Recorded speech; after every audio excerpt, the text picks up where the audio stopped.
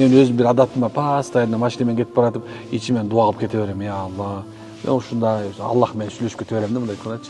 Ушуну ичимде болгон сырым барын айтып алам да. Аллахачы. Эч ким жок мында, өзүм машинамда жалгыз эле кетип баратам да.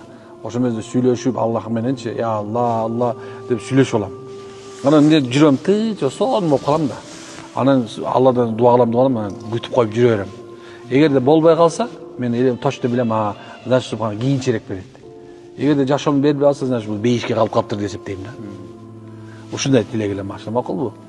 Анан эң негизгиси жаныңардагы түшүнгүлө. Понимание деп коет го.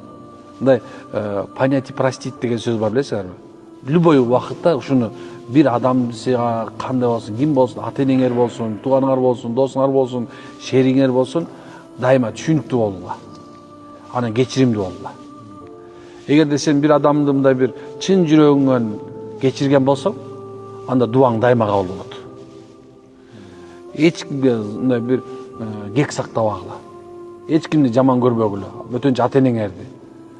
Анткени алар субхана болгон күчүн жумшап атат силерге жакшылык кылыш үчүн.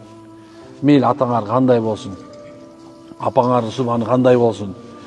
Алар кээ бир убактарда кээ бир мен билем, балдар силерге окшогон куракта балдар ата-энесине көп таарынышат. Таарынсаңар, дуаңар кабыл болбой калат. Тескерисинче аларды кечирип койгула. Макул, алар силер түшүнбөй аткандай болушу мүмкүн. Силер бир нерсе айтсаңар, силерге мындай бир жакшы кылбай аткан болушу мүмкүн. Бирок алар субханалла силерге дайыма жакшылык каалайт.